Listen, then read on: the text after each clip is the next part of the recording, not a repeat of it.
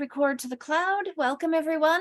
It is a little after 3:30, but that's okay. We know that as we always say, we give each other and ourselves grace, right? That we have a lot going on in the afternoons, and it's always hard to find the right time. I think maybe 4 to 6 is better than 3:30 to 5:30. I don't know, but then you don't want to go into people's dinners. I'll keep looking for feedback. But Jenny is not able to join us today. She had a dental situation that she thought would not be as bad as it was. So she's recovering at home. So like I said, I'm on my own today. So welcome to all of you who are joining us. That we always do start with our land acknowledgement, recognizing that our region here in ESD 113 is on the lands forcibly removed from the Nisqually, Cowlitz, Puget Sound, Salish, Quinault, Shoalwater, Chehalis, and Squaxin Island people. I do have a resource that is the tribal nations maps that I'll put in the chat box for you. I feel like I got another one recently, but I don't have it in here. I'll look for it later when you're in your breakout rooms. We also like to start with a recognition of the pain and trauma from over 400 years of racism in the United States, and pledge to stand with our communities of color, especially those who identify as and or are categorized as African American. And particularly this month is the AAPI. In fact, I have reminds me that I have my Zoom background that I'll take off for us, so that when I talk with my hands, it will not disappear for us. Okay. So I do have a resource to share.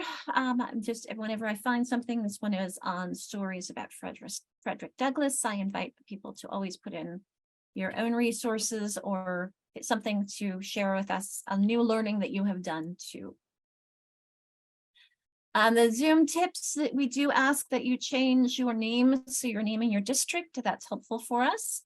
And let me get the attendance link for anybody who's newly joining. Thank you. There's our resource link and our attendance link. And I'll keep putting it in when I see the attendance number change. So if you don't mind, please putting your name and your district. That helps give us some context as we're talking to each other. I love that Carrie even has not only Aberdeen, but also kindergarten. So that gives us some context for us as well. I can add on for Roxanne, who comes from Florida, and anybody else. If I have you in my notes already, I can add that. So, well, the reactions is how we can get to our raised hand. We've all been together before. I mean, I can do a poll asking if there's anyone new. I will just do that, but I can't imagine at this point in the year whether or not we'd have anyone new. You never know. So I'll just put that up as we start in and go through our review things about annotations. And we have our teaching and learning beliefs. Feel free, thank you. I don't see anybody new yet. Only 4 out of the 6 have participated, but others, if you're on a phone, I don't know. You're on a phone, right? Can you access a poll via a phone? Yeah, I just had it. Oh, good. Good to know. Thank you for the input. All right, looks like we don't have anybody new. I'll go ahead and stop that. Let's go to the polls. I'll end poll. Thank you for contributing, everyone. Almost everyone. Perfect. All right, so you feel free to put a stamp on what's highlighting or you're connecting with most today. And or put it to the chat box. I'll give you a moment to contribute and settle in. Additionally, I'll just give you a moment here. If you have something that you would like to draw attention to, or if there's something that I miss regarding our agreements of how we contribute and share and work together.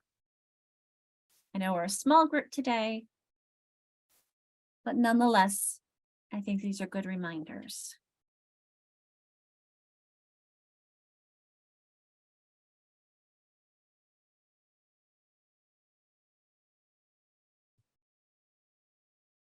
I'll continue to support everyone. Hopefully I have the attendance in for everyone in there.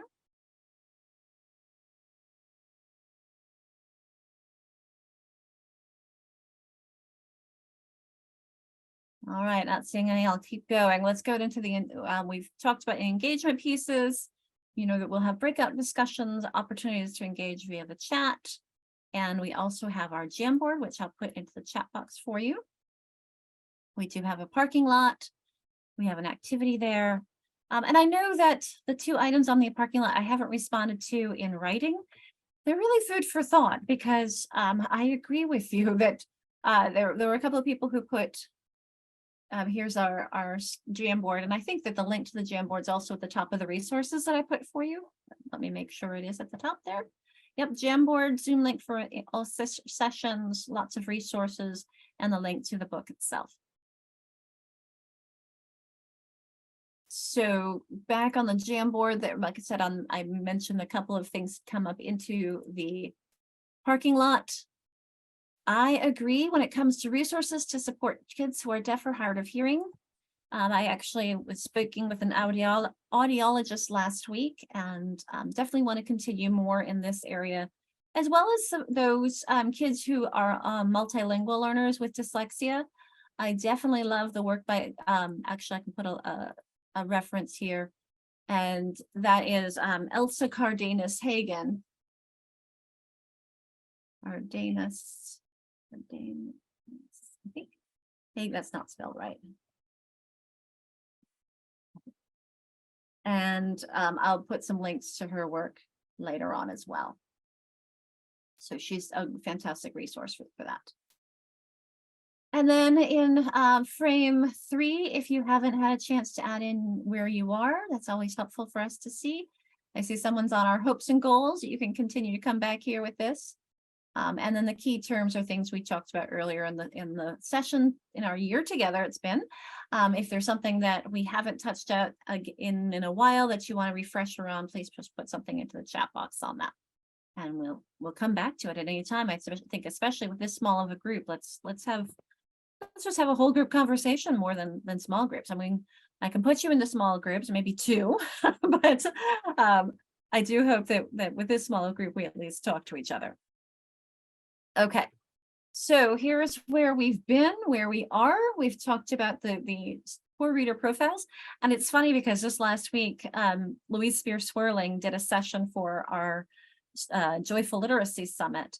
And she gave kind of an overview. And I've heard many people talk about these structured literacy and poor reader profiles, because this book was really about interventions and how to intervene when kids aren't doing well. But I know Roxanne's kindergarten, Carrie's kindergarten, and when we talk about that matrix, if you will, of poor reader profiles, remember when you've seen this box, I do it oftentimes, where we have the kids who are strong here in both, strong, I'll put strong versus strong, weak, and weak, strong, weak, or weak, you get the idea.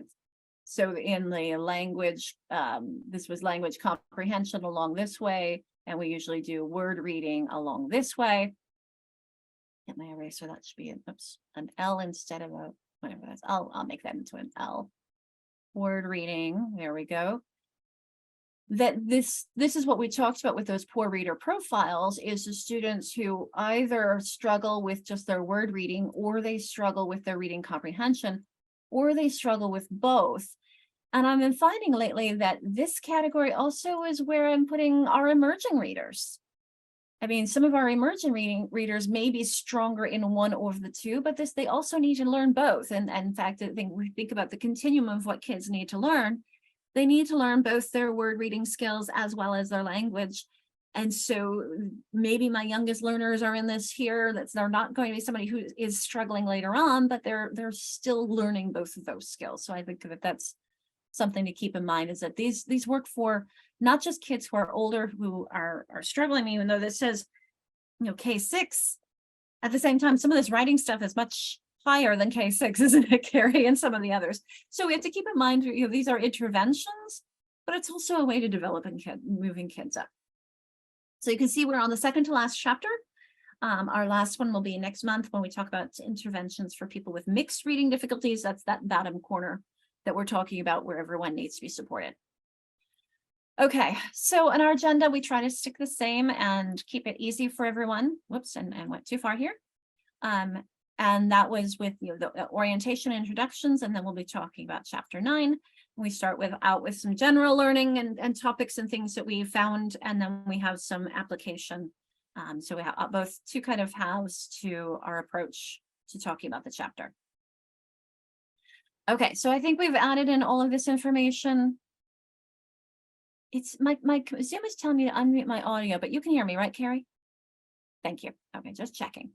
Like it's not going away, but I'll just ignore it. Okay, so we've already talked about these. I'm just going to keep us going, as well as our materials. You have all the everything on the resources. Okay, let's jump into chapter 9. We're getting a little bit late start, but that's okay as people come in. So these are things that Jenny and I pulled out, and we're looking at the outline of chapter 9. And this really, I mean, this first bullet comes as a no-brainer. Children with reading and language challenges often have difficulty producing high quality writing. This is so much due to the writing challenge, the language challenges. It could be due to the handwriting challenges. I mean, Carrie, you've got kindergartners. You've got a lot of challenges when it comes to quality writing. But I really like this next piece is that when we're talking about writing, and again, I remember this from a previous chapter, teaching reading through speaking, teaching reading through writing, teaching reading through listening, teaching reading through reading. And the same thing happens with writing. Remember, reading and writing are two sides of the same coin. So we're teaching writing through reading and through listening and through speaking and through writing. So I think that's, I would add this is not just writing instruction, but writing and reading instruction. The same way, these are two sides of the same coin. They do talk about explicit strategies for writing on page 95 and how those need to be implemented at the word level, the sentence level, and the discourse level. So we're going to be talking a little bit about each one. I did find, though, a slide deck from the author of this chapter, one of the two authors, Charles Haynes, which I had seen him before for Arbida, but I couldn't open that one for some reason. But I found one that he had done. Let's see, this is Haynes and Elizabeth Stevens. I don't know her, but Charles Haynes did a presentation for IDA. And so I pulled this off where you can see some a general sequence of the lesson elements. And I liked how, I mean, it made me think of Carol Tolman's hourglass. So I kind of like this hourglass of what we think about, and this is very much, if you've read anything by Diana Hanbury King and her writing approaches, that let's start with the topic and let's talk about the concepts of the topic. So I see this top part is really being a bit of an oral language piece. Make sure we understand and talk to each other and talk to the kids, building their background knowledge. That's the topic piece. And then what are the elements of what they're going to be writing about? Then what are the words we are using, either both for reading or writing? We need to make sure that we're going from that broad to the words, but then we broaden back out. So now we're going to be translating the words from your ideas of what's in your head to the paper, and then building up from the word level to the sentence level to the between sentence level that what he calls micro discourse, and then to larger units of paragraphs and essays. So I know those of you, Carrie, Roxanne, your kids are probably working at the sentence level, but I think it's important to see we go from that oral language down to how do I translate those words one at a time? Then we build those words into sentences and larger units. So where the kids will be going with that. Please jump in with thoughts at any time. So I have a few more slides and then we'll give you a chance to talk to each other. And if you've come in after I put in the attendance, just let me know. Okay, so they start with the word level piece in this text, in this chapter. And one of the things that they were talking about was leveraging topic-centered vocabulary and concepts. This comes again, like last time, remember we talked about this word and phrase dimension. This was an example. This wasn't last time. This was a bit ago when we're talking about vocabulary. But as Jenny and I were preparing this, it's like we've done this, but let's bring it back up because I think it's useful to think about all the different ways we use, in this case, the word train. To train to train something, you could train your sights, to train a thought, a bridle train of mules. I mean, I think this is a great way to think about all the different ways and different concepts that you're using that word. I'm going to grab the thank you attendance and resources for someone who's come in late. No worries. Okay, here we go. So thinking about those topic-centered vocabulary, remember, the more connections we make with vocabulary, the stronger the kids will remember them. So let's think about topically versus just random, how we're addressing things. The noun and verb boxes I pulled off from one of his slides, and I liked this one. I think that was this one here. And just, he loves his bees. He even said in the video, if anybody's read about his videos, he wants to use all of the examples with bees. But let's say, okay, what are all these nouns and what are these verbs? I did an exercise when I teach about writing, I do an exercise where in grammar, where I say, okay, if you have been with me before on this, I'm going to give you 30 seconds to write down all the animals you can think of. Go. Then I say, okay, now I'm going to give you 30 seconds to write down all the things you can think of that animals do, your actions. So into your noun category, your verb category. Then you can start thinking about, and I love how this is topical. So let's talk about what are all the things you can think of that, let's say if you're going to be talking about the environment, what are things that you see when you go outside? So let's start brainstorming all those things, those nouns. Now, what are the actions you see going on outside? Maybe you see kids jumping and butterflies flying. And so trying to keep this about your topic, brainstorming your nouns and verbs, because you're going to help kids start thinking about the fact that sentences are built of these words. Other things, the oral chaining, I think Jenny was going to talk about that. And phonetics, oh, I remember that piece. That was when they were doing things like, in fact, I think I have an example from him in his text here, but that's an older one. Let me find, that was back here. I'm gonna have to find it for us. I told Jenny, no worries, I can handle it. And then I didn't have everything prepared. So we can handle it though, right? The oral chaining would be, if, for example, if you've got a long word your kid's working on, and you start building up. So we didn't write down the page number that was on. But if anybody has an example to how you've used that with kids, it'd be interesting to see, because I can talk about what he talks about in the text, but I've never used this one myself. So is there anyone in this group who's used that kind of oral chaining with phonetic spelling? So they use the example of ento, entomal, entomolo, entomologist. I can look for his other example because I thought that was a better one as well. Is there anyone who's used that here in this group who would like to unmute and talk about that? We've done something kind of similar. We chop words up, longer words when we're reading them.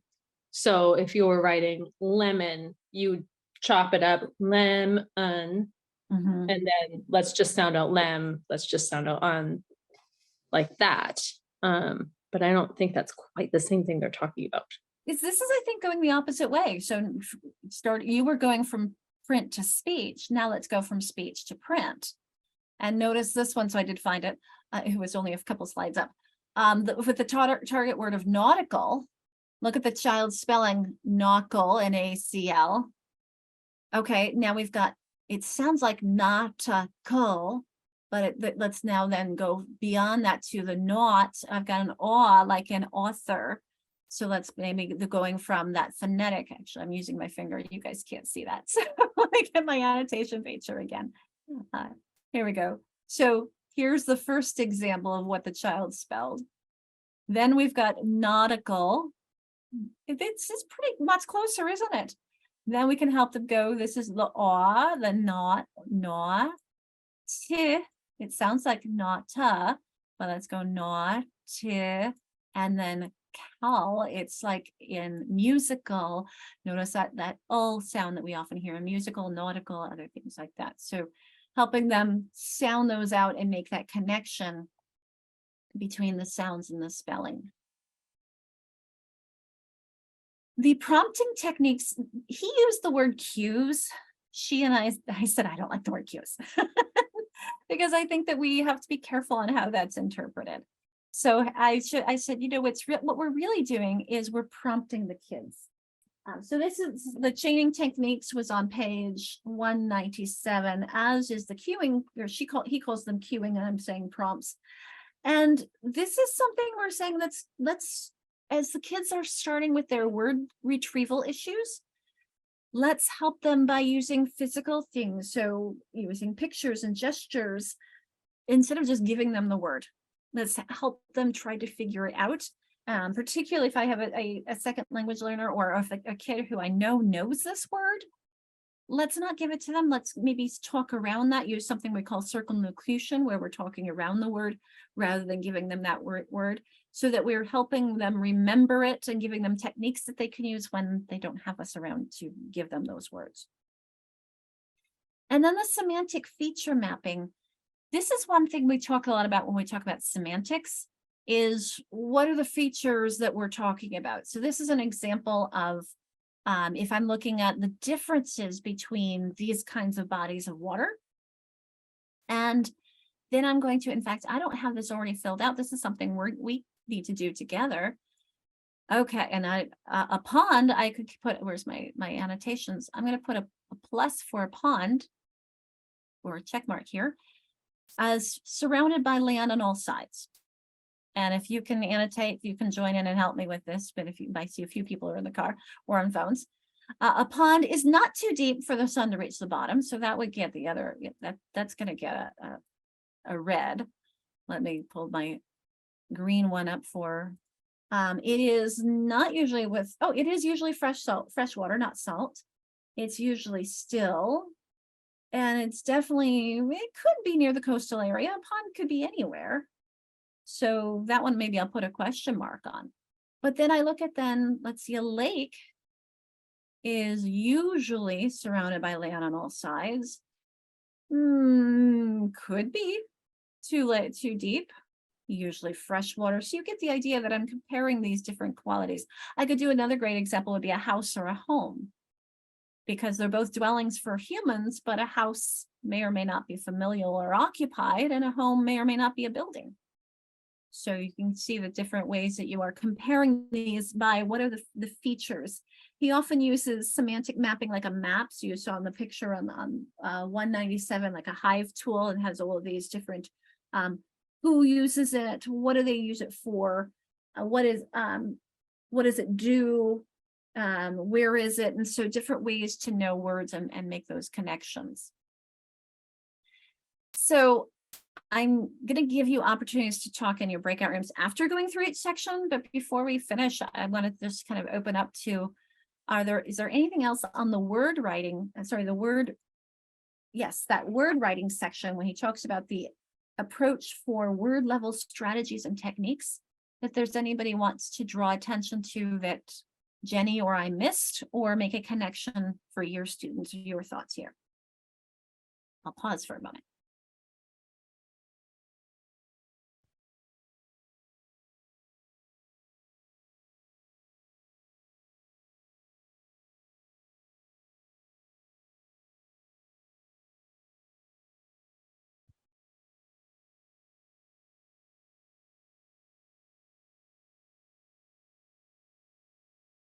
Well, hopefully that was enough. Feel free to jump in anytime if I'm wrong. Okay, so at the sentence level. So the first one, he's saying tap semantic feature. Now that was confusing because we think of tapping. What he means is to think about their knowledge of semantic features to help them support their sentence formulation and expansion. So this made me think of something I've seen from Margie Gillis. And again, she's the one who did the 2-sentence slam, where you write the animals, 2-minute sentence slam, the animals, then what they do, and then that's so 30 seconds for each of those. That's 1 minute. then a 45 seconds, take an animal and an action and put them together and come up with those. So then how do we expand them? So let's think about if I have in my first one is my dog hurts or dogs hurt. I could add in an article and make it my dog hurts. So then how can I expand that? For the first question, I'm going to ask questions about the namer or the noun that who or what there. So what kind of dog or how many dogs or which dogs? Tell me more about that dog. So in this case, my shaggy dog with the brown and white coat hurts. So notice I took that really small sentence, my dog hurts, and I'm adding on to this. Now, of course, you know, we do this when we're reading is pull apart this larger unit and say, okay, what's the real piece here? My dog hurts. These other things are giving us more information. But then I can keep expanding this and I can ask questions about the verb or the action. Where does my dog hurt? How does he hurt? When does he hurt? So in this case, I'm adding it to my shaggy dog with the brown and white coat herds inside the fence. That tells me where, with a back and forth motion that tells me how, every afternoon that tells me when. So this is what I connected with when I looked at his sentence expansion piece, as far as that first one, that sentence formulation and expansion. Jenny had another example she used here, which was this from GLAD. So if there's anybody here who's GLAD trained, looking at, again, you know, she's got her adjectives describing her nouns. Look at all those adjectives that could describe these wonderful educators. They're I didn't put these in, but it's so very true. Athletic, exhausted, busy, enthusiastic, pretty, broke, caring, compassionate, resourceful, overwhelmed, all describing these educators. What do they do? Now we've got a whole bunch of green. I would actually color code it differently, but we all have our own color codes. So here are actions. They teach, they learn, they talk, they yell, they smile, they listen, dance, sing, nurture, torture. I didn't write these. Then how do they do it? Efficiently, quickly, loudly, quietly, softly, diligently, patiently. And then here are prepositional phrases that tell us where: under the table, in front of the room, next to the refrigerator, on the playground, at Starbucks, by the Elmo. She has another that this is called a here there chant, and I'll put a document in the chat box that is this chant. And this is, again, looking at some kinds of color codes. And actually, I'll pull this up so we can look at it all together here for us. Yeah, I did click. Good. So here's an example. Explorers, explorers, explorers here, explorers there, explorers, explorers everywhere. So you can add in whatever green you want. So I have frogs here, frogs there, frogs, frogs everywhere. Sea explorers, sailing carefully. So the pink is your adjectives. You're going back to explorers. What are they doing is red, and how are they doing it in the blue, the adverb. So I put that in the chat box for you to explore a little bit. So back to the sentence level strategies, I think. Where we go? Here we go. The sentence hierarchy. I do have something in our Jamboard for us to play around with that, but I did take that made me think about the types of sentences. So and Jenny had a slide in that I worked on and completed.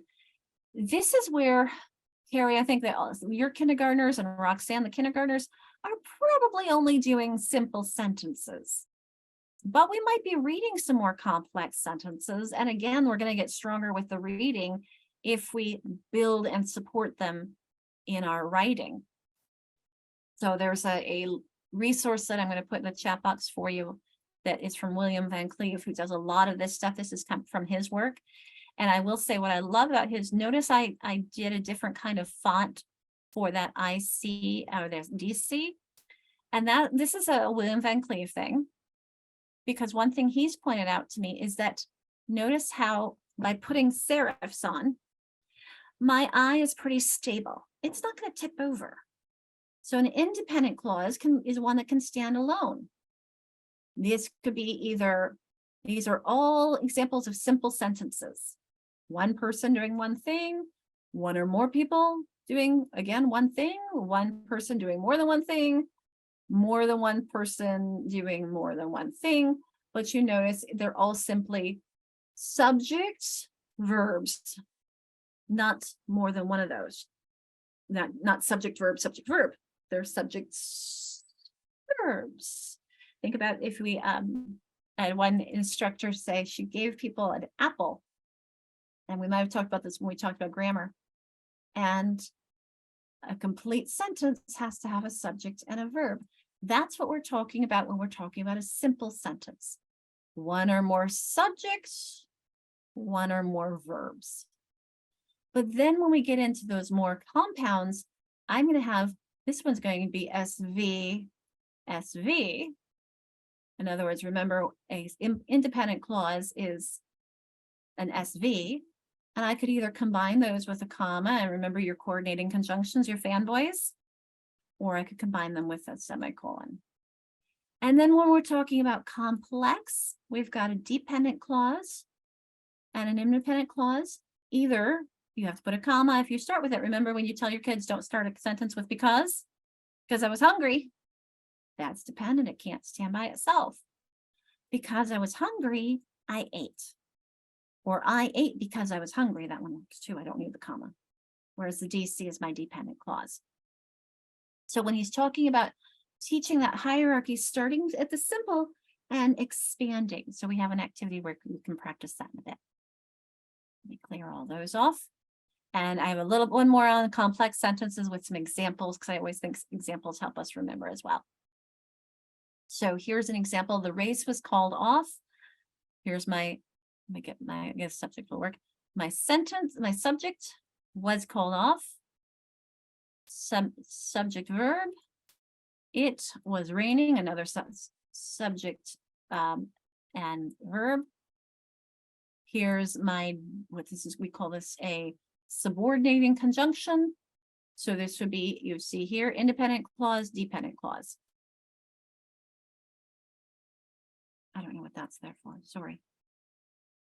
Here's I have a dependent clause and then an independent clause. Oh, this is an ID, independent, dependent, that's what that is. It's been a while since I've done this. Let me clear that off, because it makes sense now. Independent, dependent. Now I have a dependent comma independent because it was raining, the race was called off. Just like my because I was hungry example.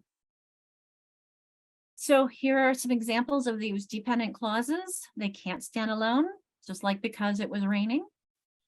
After I ate, can't stand alone, can it? Even though I was hungry, so that I can continue my studies. If, unless, example, you see some of the examples. I have a whole list of them on the next slide too. And I'll be sharing this with you. So some subordinating conjunctions, even though that, whenever, wherever, as long as if you have a subject verb after it, you're talking about a conjunction rather than a preposition. Remembering all of our grammar stuff, right? Okay, and then the flexibility, this is, so these sentence ones start, so the hierarchy is on table 9.1, which is on page 199. And when we're talking about flexibility and target, these last three, Jenny was going to pay attention to. So I think what I'll do is I'll introduce this, I'll leave this frame up for us. Maybe I'll list these in our resources for you to talk about what did you get out of these? Because I think when we're talking about the flexibility piece here, we are so you're looking at sentence patterns like we were showing you, and you're trying to help your kids use different words to support those patterns. So for example, he gives the beekeeper located the hives on a hill next to the orchard. So the hives are next to the orchard and the beekeeper located them. So trying to play around with, can we move these around and have the same meaning? And sometimes you can and sometimes you can't. So it's harder with the older students. Carrie and Roxanne, with your younger students, it's not going to be as hard. So reinforcing target patterns, giving them additional practice. And then fluency drills is when you give them something to write and you have them write them quickly. So for that, Jenny has added in an assessment that I'll share later toward the end. Okay, so those are at the sentence level. Then we keep going to that micro discourse level. So we're going to continue supporting that semantic flow through the cohesive tie strategy. So this was interesting. We tried to make a circle here of, and this is one of the things that when we talk about grammar, we talk about cohesive ties are really confusing for some of our kids, particularly if they use the word they or you. This is a strategy to help your kids write with more cohesive ties instead of always saying the same noun. In this case, I don't think his example was beekeeper, beekeeper, keeper, beekeeper. We chose democracy so that you are not using the same word all the time. Let's first use the word, then let's do a synonym. In this case, we did form of government, a pronoun that replaces it, another synonym, so that you're not using the same word all the time. Easier for writing, for reading, it could be tricky when you're saying that if you use the pronoun it, what was it were you referring to? Or she, who are we talking about? The other one he talked about was a detailed circle strategy. So this one was, we looked at this and we liked it, but we wanted to make it into, this is on page 203. To us, it seems kind of more linear than a circle. But we did like the difference between that basic level and the advanced level. So thinking about what are they making sure that they, or what are they saying and how they can help make sure everything sticks together. So in this, he gave the example of the queen bee lays eggs in the brood chamber. That's a fact. So let's add on an adjective. Tell me about that queen bee. Let's add on why. So again, this is expanding, adding more sentences now, not just within the sentences. So a quotation to help her. Those are those basic levels. And let's go, for instance, let's add a simile. Let's add an if then. So we can be broadening our kids' sentences. So they're adding sentences that link together. And I think that's the key piece that he's really trying to say here is instead of having disjointed sentences, let's have sentences that are connected topically. And that, of course, leads into our paragraph, is that we need to make sure we do lots of oral rehearsal, to have them talk about it first, and make sure these sentences link together topically so that they are, graphic organizers are key important things here. That's again our paragraph logic. So the paragraph logic made me think again of Diana Hanbury-King work. So here are her types of paragraphs, and she has formulas that help support all of these. This is what an example paragraph looks like: a process paragraph, a classification paragraph, a reason paragraph. This is a paragraph that defines something or compares and contrasts. This is paragraphs that describe, and then these are our narrative. And I do have a link, I think, put on the bottom of this one for what we used when I was at Chartwell, and I'll pull this up and explain it for you. So remember, Chartwell was the school for kids with dyslexia, and we use this a lot, the paragraph logic and that support. So let me click this and open it for you. We use graphic organizers first.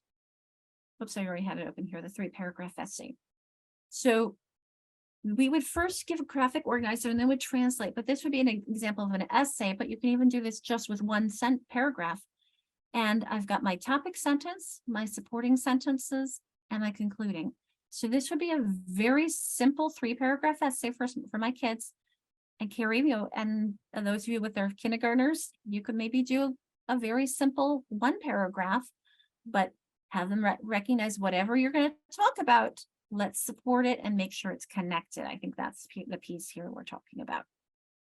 And that's, again, the scaffolding, that the paragraph structure is giving them formulas and models to work with. I have, I think it's this one, the paragraph writing process. This is the one I meant to share as well. I'll put this in the chat box for you as soon as it comes up. So you can explore all of these. Notice, now remember I said that this was what we used at Chartwell. Now, I think even some of our younger ones weren't on the computer yet, but we used Inspiration for our older kids. Now, this was 1st through 6th. We used Inspiration for them to plan out their thoughts, and they would save it and they would print it and then they would write it. So they would take their Inspiration template and then they would put those words in. That's when they're making their complete sentences, they're adding their transition words, adjectives and adverbs. We encourage them to vary the sentence structure. And then again, they would save it and print it in color. So they would put all these pieces together. Again, very structured here. I'll put this in the chat box for you. And then we have the editing step, and we have the formatting step and the publishing step. So really, really structured to support our kids who needed that additional writing support. They struggled without having that step-by-step piece. Okay. I mentioned Jenny included a curriculum-based measure for writing assessment. And I thought I clicked here. Here we go. Here we go. And this is another document I'll put in. We're giving you lots of stuff to explore in your small breakouts in a moment. That we've made connections to with the chapters. The chapter here. So again, this is monitoring progress, your students' progress over time. And what she included was a document that contains directions for a simple, flexible, and free way to monitor students' writing, their written expression, through a general outcome measure comes from Intervention Central of a 1-minute think, 3-minute write. So it measures a whole domain like oral read and fluency. It's not the specific things like sentence structure or grammar, but it does give you an idea of how your students are reading. Like an oral reading and fluency tells you reading in general. This is telling you writing in general. So is my instruction working? Is the student getting better at writing in general? So I'm going to make breakout rooms for us to have some conversation about all these things that I've been putting in for you. And I want to make sure I put the rest. I'll leave that one till the next one. There's the here chant. Okay, there we have everything in here, sometimes twice. All right, I've shared everything in the chat box. All this stuff should also be on your resource guide, which somehow I made it go away. Here it is, this one. If anything is missing from that resource guide, please let me know and I'll put it on while you're in your breakout rooms. I think with this small of a group and not everyone is sharing, I think we'll do two rooms of 4. So I'm going to, and what I mean by sharing your videos, hopefully you're all here. And so we know people come and go as they can and need to. Thanks, Carrie. So talk about what was new, what did you already know? I'm going to give you some time to talk about the elements that he shared in the chapter. And I'm going to give you a lot of time to talk about it. Then we'll have our whole group time to reflect and connect. And then we'll have some activities for you to try as well. So the first step is pausing the recording. And is there somebody we had 2 groups, somebody who would like to start in either group, sharing out some of the things you talked about from what the main points of this chapter.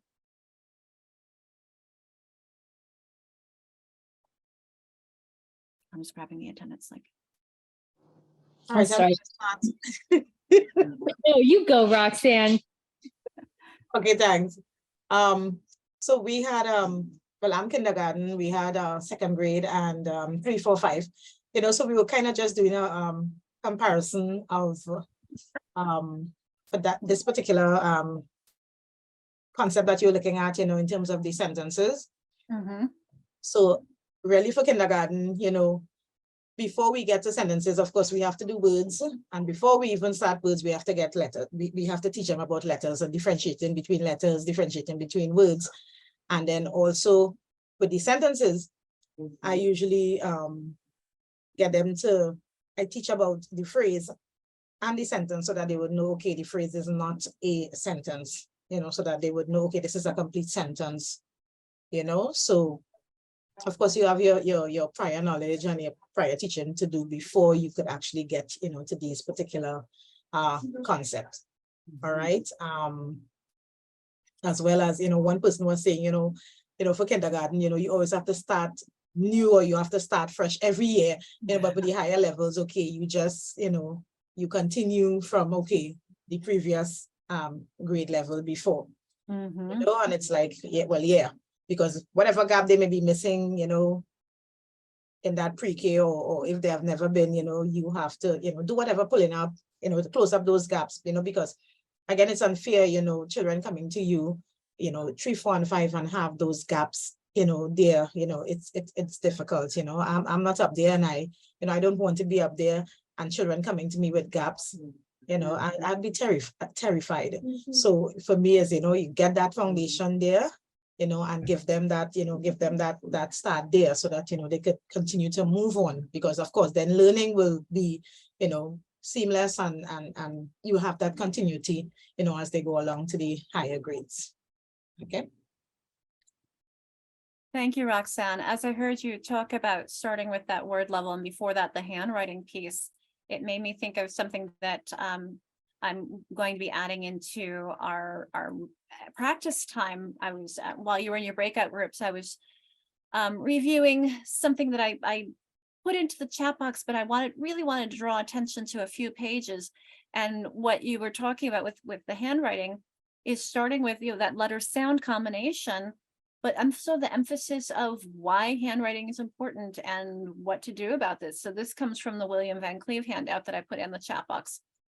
I'll put it in again because there's so much fantastic stuff. I mean, like there's a whole writing class right here, and in what, you know, 78 pages of stuff, but building and starting with that handwriting piece and how to do it, and then how do we make those letters, whether it be in manuscript or in cursive, and then building on to grammar and what do these parts of speech mean, and how do we help kids understand? You had mentioned those phrases. You know, here's a common prepositional phrase and adjectives about the common noun. So these resources are fantastic for building from smaller pieces up to those larger pieces. So thanks, Roxanne. Carrie, how about you in your room? What did you all talk about?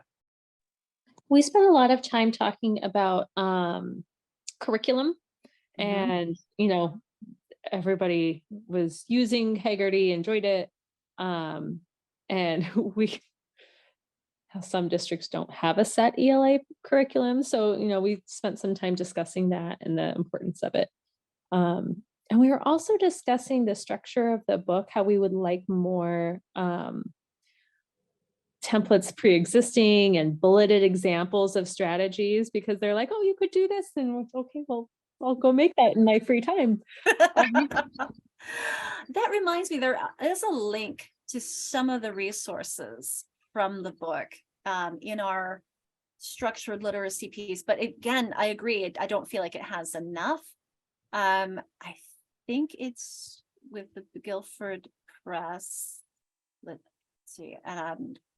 There were some resources there. I know I've linked some of them, but I know it wasn't for every chapter either. Reproducible materials. Here we go. So let's see, the latest chapter they had was from chapter 8. So that doesn't help us now, does it? I agree. There were some great things. The other thing is, as you were talking, I was looking at his handout from when he was in San Antonio at IDA. And I think those are still available via IDA. I'm not sure, but some more examples of what he had in the book. I mean, it was the template matches exactly. Additionally, this the IDA one? No, this is the same one. I pulled up the book study that Patton did. So this is also in our resources that we'd already given you. And come on.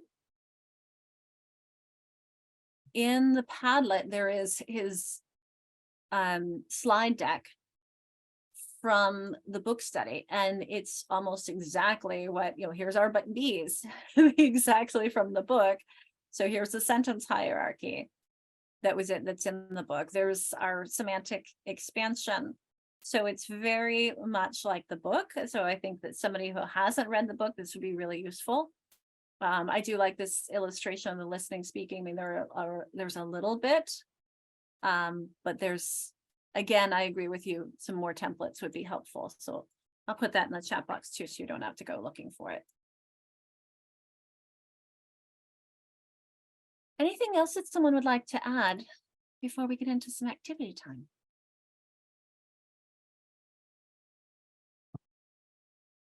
I agree that we also need to make some of those templates, don't we, Carrie? And share with each other so that, that'll be our summer project, so that we don't have everybody doing repeating and doing the same things.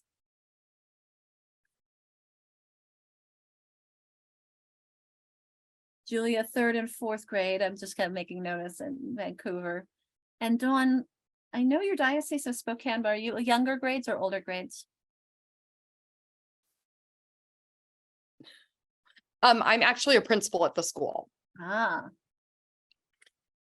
Yeah. And so I was in our group, I was talking about how we've had several people that have been trained in GLAD, and Mhm. that's been very helpful. And some of that, just kind of the professional development of that, went away during COVID. And we've had a hard time finding some of that back, just because it really does support so much of this work. mhm. You know, it's just very connected to that. And we've seen a lot of success with it.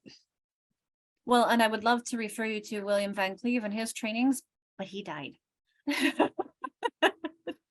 He died at like 53, 54. He was an amazing speaker. I got to see him once in oh, that wasn't his. Where was I had his this is the one in Portland. So hence I'm like, take advantage of this. This is great stuff. And I'd be love to work with people more. In fact, you can see his website. He has a great book called it's about writing. And I know I have it around here somewhere, but if you go to his website, his writing book, the book is Writing Matters. Writing Matters. Thank you. Is it here listed here? I'll just try. It is Writing Matters. Here it is right here. Thank you. Oh, I got you right there. And it follows some very, very structured for supporting your kids who are struggling to write, very much like what we've been talking about. In fact, I'm going to implore people in your groups to take a look at these and explore them a bit when we get into our application time in a minute, because particularly the pages I want to draw your attentions to down on page 27, because these are really applicable to what we're talking about. Here's some sentence expansion. Here's a sentence: the man ate his lunch. When? Where? How? Why?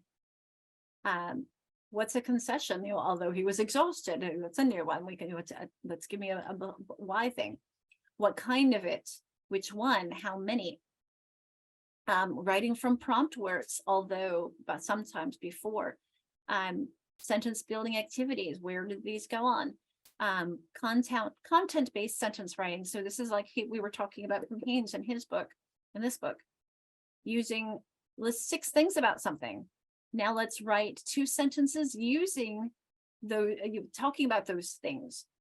Let's use 2 of them in a compound sentence or a complex sentence. So let's keep building up for our students. That was on page 28. Another one on page 40. I know this is really big, that I wanted to draw when we were talking about paragraphs, and even our younger ones, they can start thinking about that topic. This is very Dinah Hanbury King is, all right, figure out what you're going to write about. Now let's generate lists.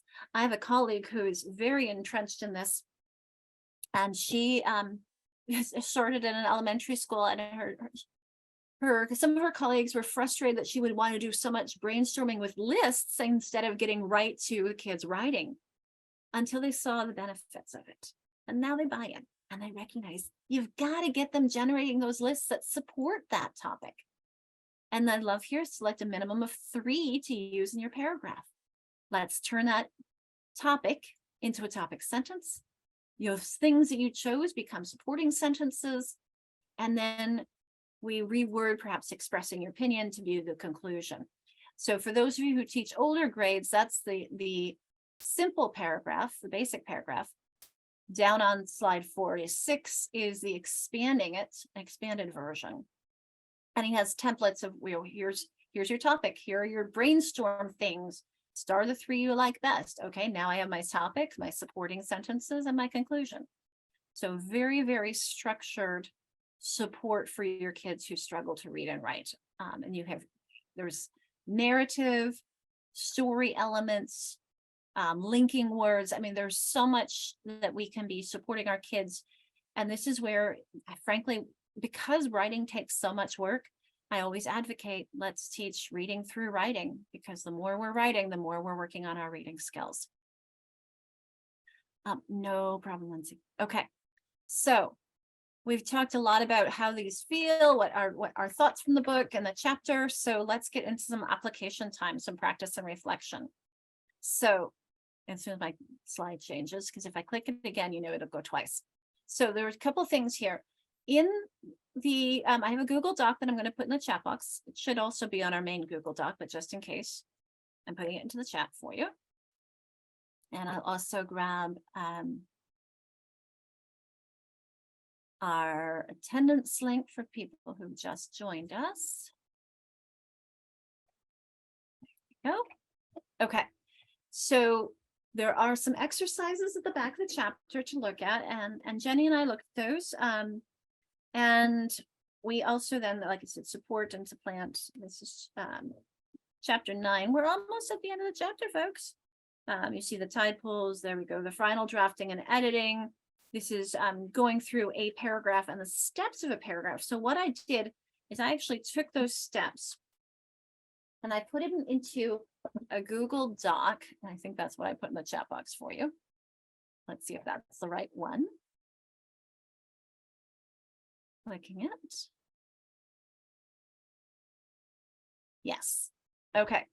So these are the steps that are outlined as his lesson that he outlined in his in the summary. This is on pages 206, 207, and he expands them throughout through 206 all the way through the end of it, which is 212.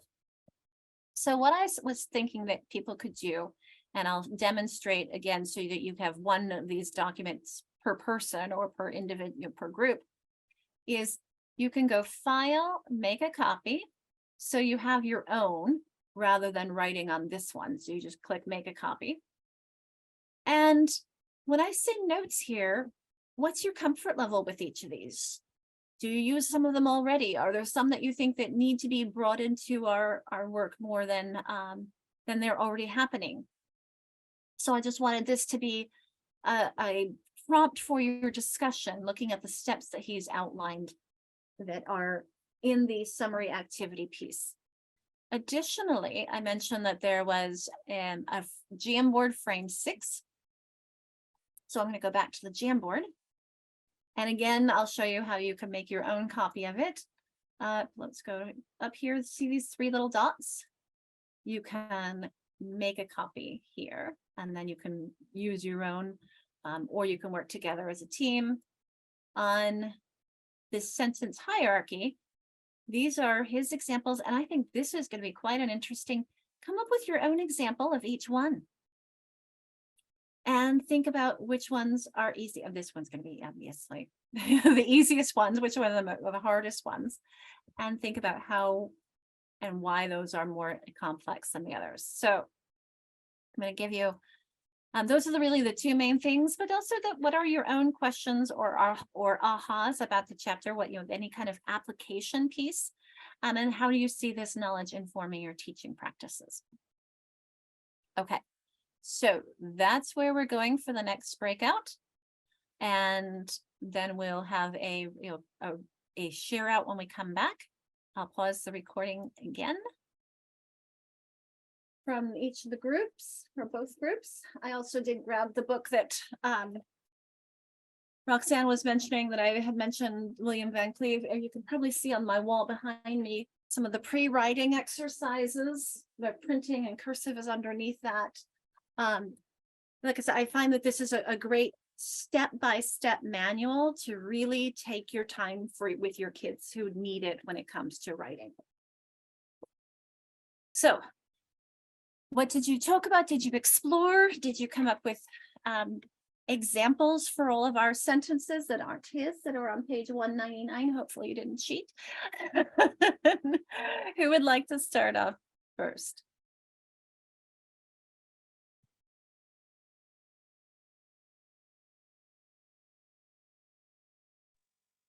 We kind of were going based on the initial chart on the like reflection piece, and we were talking about like the pre-writing process and then or the pre-reading, writing the, you know, actual passages and then the posts.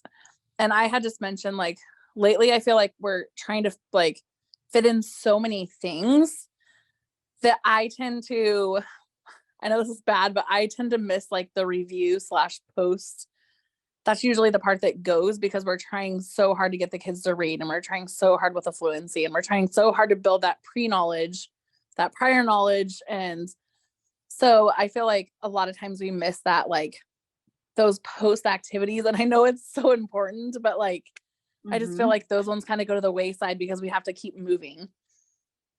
So that was kind of something that we had kind of talked about. And also the spelling and the writing was another thing that we kind of talked about. Like spelling is kind of one of those things that now it's like kids don't have to be, well, not necessarily, but we're kind of told like spelling isn't as important because they have spell check now and they have, which I think spelling is very, very, very important. But, you know, sometimes they're like, oh, well, you have spell check on your phone, you have spell check on your like laptop. Kids, they don't need to spell anymore. And it's like, like, it's just, I don't know. It's difficult. It's hard. So. Agreed, because spelling is such a cue into it's again, teaching reading through writing.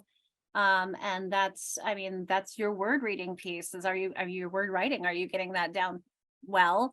And yes, in your sloppy copy, you don't need it, but there's that editing piece. There's that, your final draft and editing, that's when it should come back. I mean, you saw that in my paragraph writing, which was from Chartwell, which is really, really time consuming because we talk about, here's your planning, then you're writing, then you're editing, then you're formatting, then you're publishing. I mean, it takes time to do this stuff, but it also helps kids recognize that this is what writers do. I mean, how often for writers, it's your sloppy copy is not I'm reading, I just finished Brene Brown's Dare to Read, and she talks about the sloppy first draft, or she calls it SHITTY first draft. And that's where you're getting your mess out. And then you start working with it and revising it. And I mean, how many authors say that for every word they write, they cross off 15, or change. Maybe this is the process.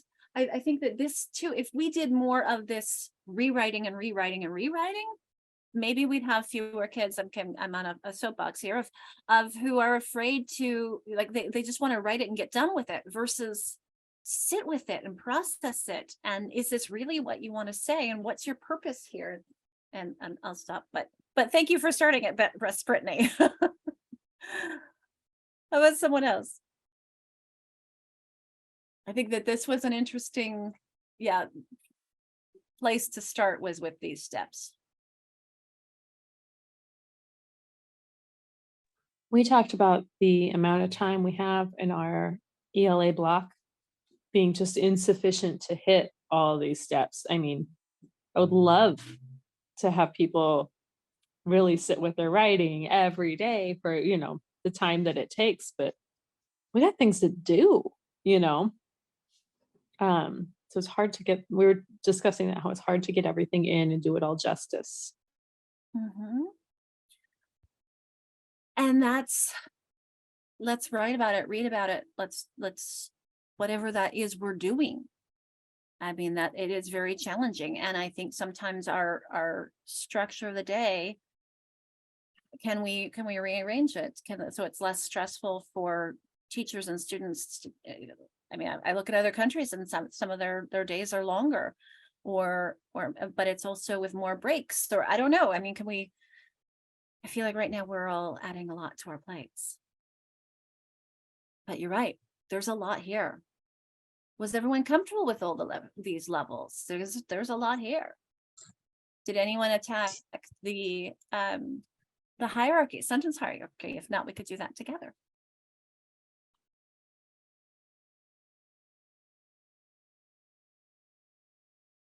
Did anyone try this one? So can I just add on to the last two comments? Carrie, We Brittany, Of course. yeah, so I was in Brittany's group and we also like our conversation led from it started with not having enough time and not knowing how to fit it all in. Like we had a huge conversation too. So I think that's interesting that Carrie's group also had that same conversation. And then it led to, well, what our conversation led to what ELA curriculums are out there that support all these different things and do it well, like do us like service well in our teaching. And we couldn't really come up with anything. So do you have any insight on that? And you know, that's a really good question. And I do know that there are other states who are grappling with that. In fact, I think I keep a list of what other states are doing because there are some states that are creating a list from which their schools have to choose, and states that are reviewing these curricula. But the reality is, I guess my concern, and I would have to go back to look at the reading leagues. I definitely want to go back now that we're having this conversation to look at their criteria and their rubric, because that's what I share a lot is that rubric. What does it pay attention to writing? Does it teach reading through writing? I mean, is this something that we just have to know and do and adapt whatever curriculum we're going to have to do because we know this is what's best practice in getting it in?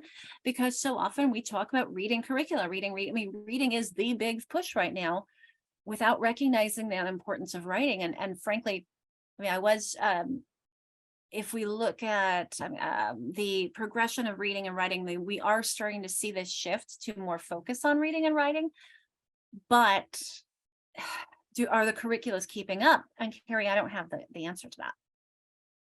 I'd be curious if there are others here who do and who've explored those more.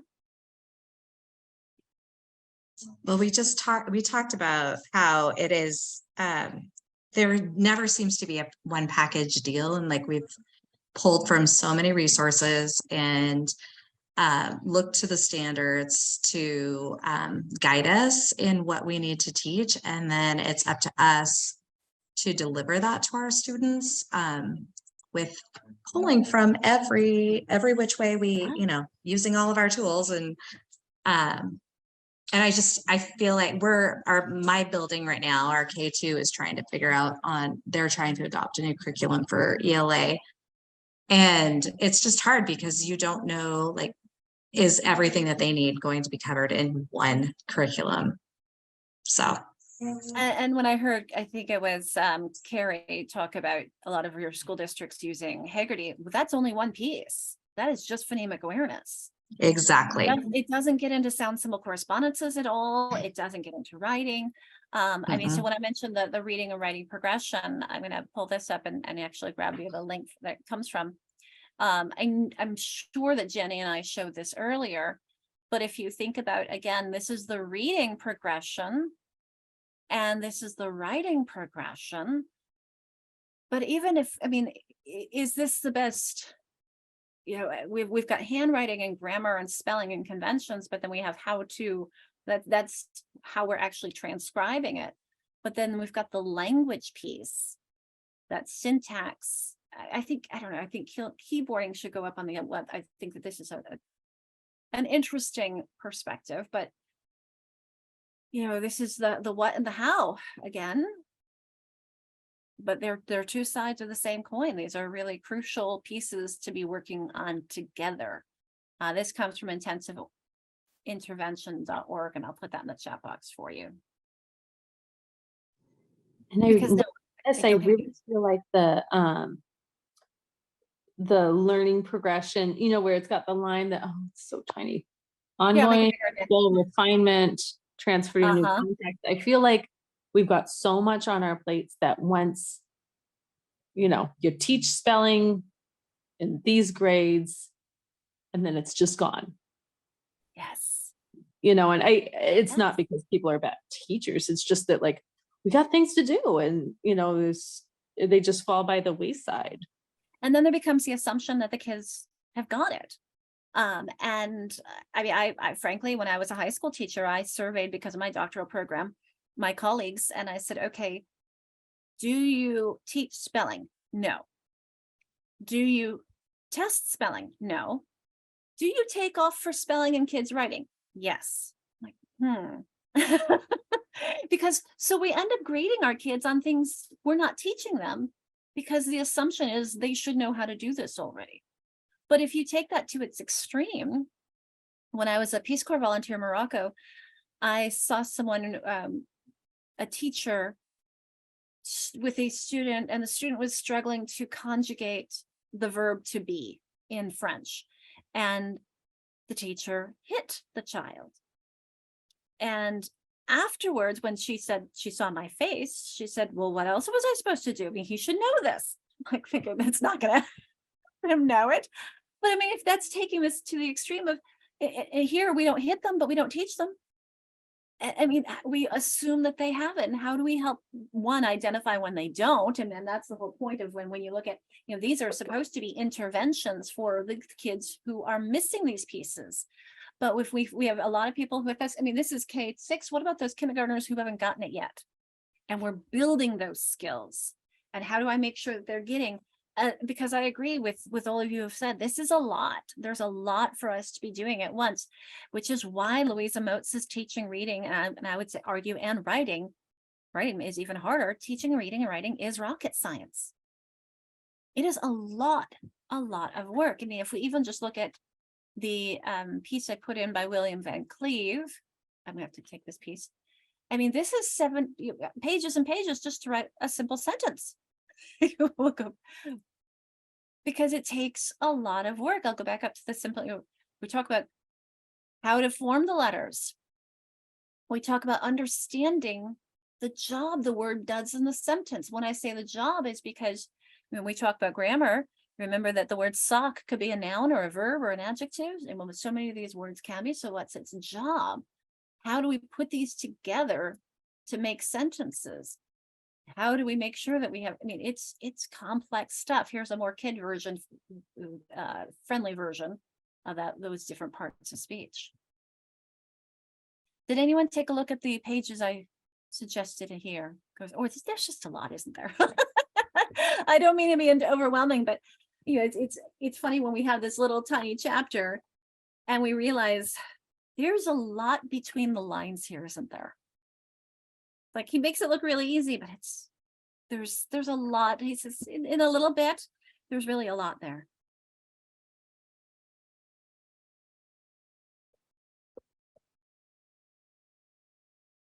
Other thoughts that come out of your discussion? Whether or not you attempted this or talked about the hierarchy and why that's important. I can pull it out for us if we talk. This was, like I said, page 199. Anybody who would like, who can help me? We've got the noun and a verb, then a noun, a verb, and a where phrase. Noun with the is, are, plus a verb, plus an adjective. How would this help your students think about complexity? Would we start with do we start with just the easier and build up to what's harder? Do we think about those kinds of details? Anyone have thoughts on those?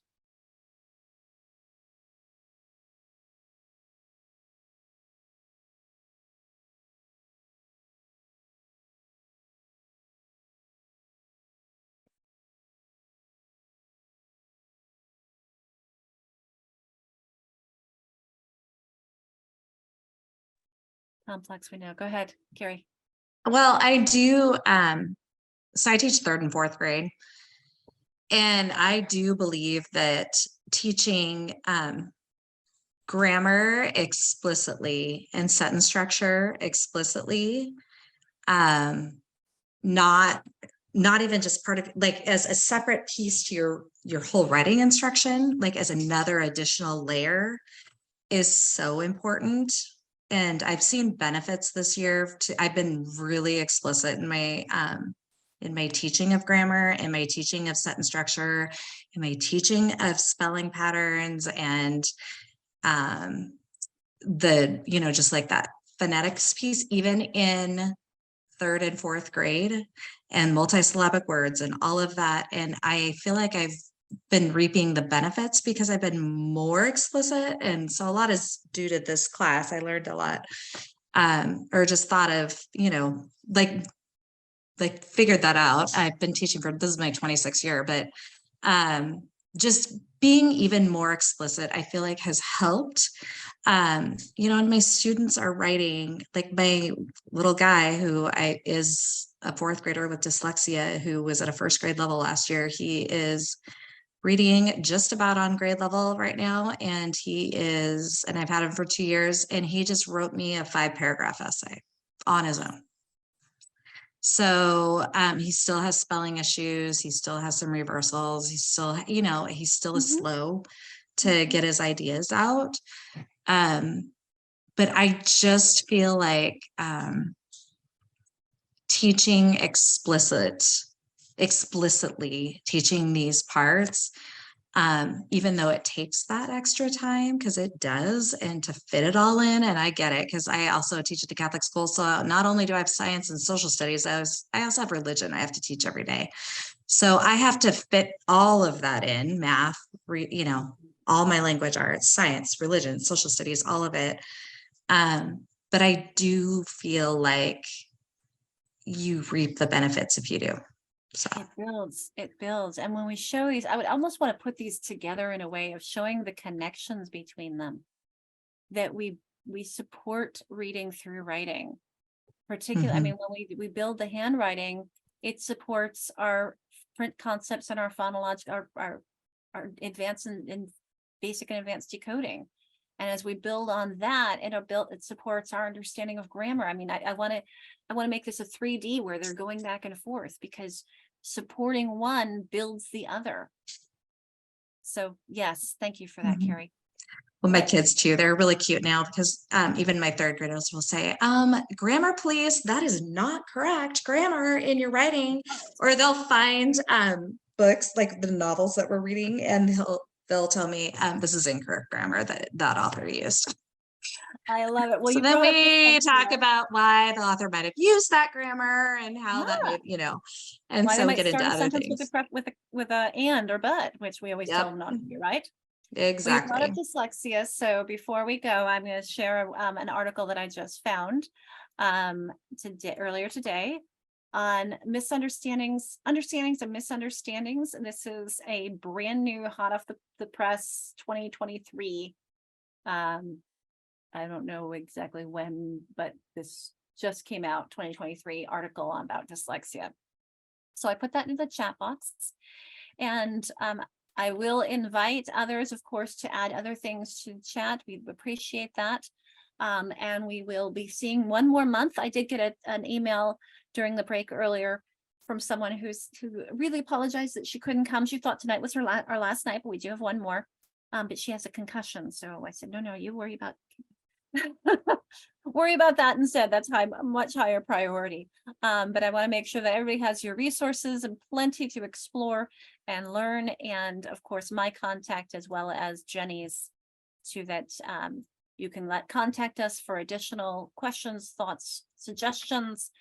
People have been asking about another book study for next year, and I've been considering the reading comprehension blueprint. The Writing Rope would be another good one, or other things by Joan Sedita. So those are food for thought. I may have to charge for it next year. I'm still trying to figure out what my funding is going to look like. I'll try to keep it as low as possible. Just because I know that not everyone is funded by your schools. Sometimes you fund yourselves. So I thank you for all of your work tonight. I hope that you stay warm wherever you are.